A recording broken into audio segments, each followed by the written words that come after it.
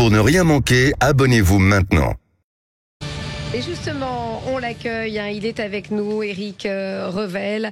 Éric, vous nous parlez de la SNCF aujourd'hui avec une petite... Oui, on imagine que ça ne doit pas vous enchanter, tout ce qui raconte Papendai, n'est-ce pas? Absolument. C'est une révolution, la SNCF, Éric. Oui, c'est une révolution, un moment où les gens partent en TGV, en vacances. La SNCF est en train de faire une révolution dans le domaine de l'énergie. Bon, la crise de l'énergie est passée par là, la transition écologique aussi, elle pousse les entreprises à investir dans les énergies renouvelables.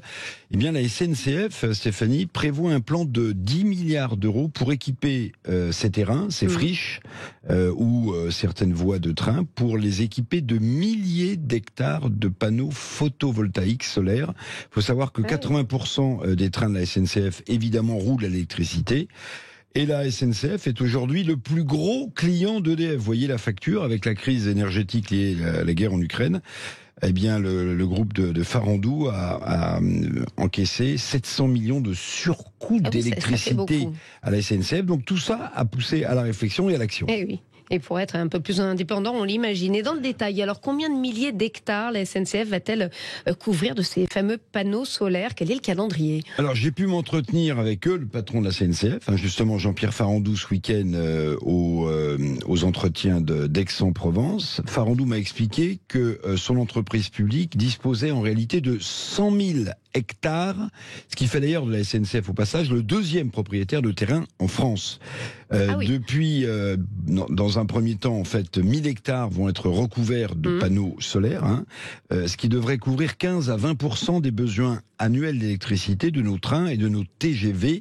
1000 hectares donc, c'est le test et c'est une révolution, oui, pour la SNCF. On espère que ça va pas trop gâcher le paysage. A priori, c'est assez discret. Oui, ce sera sur les toits, ce sera sur des terrains en friche. Oui. Non, vous verrez pas grand-chose quand vous prendrez votre TGV. Très bien. Mais ça veut dire qu'à long terme, Éric, le groupe ferroviaire va vendre de l'électricité et va devenir un concurrent potentiel pour EDF? Non, pas du tout. La SNCF n'a pas vocation à faire ce qu'on appelle du trading en vendant son électricité. Avec sa filiale SNCF Renouvelable, le groupe ferroviaire veut en réalité tirer, on l'a dit, toutes les conclusions de la crise de l'énergie, tout en prenant un virage impressionnant vers les énergies renouvelables, en l'occurrence l'énergie solaire.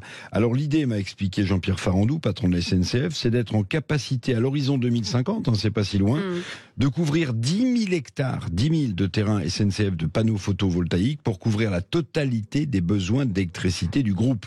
Donc après les autoroutes comme Vinci Autoroute qui ambitionnent aussi d'installer du solaire le long des milliers de kilomètres de routes à péage en France, eh bien, la SNCF, sous la présidence de Farandou, entame un virage, crucial pour réduire son empreinte carbone, s'assurer une certaine indépendance forcément vis-à-vis de son énergie et surtout vis-à-vis de son prix.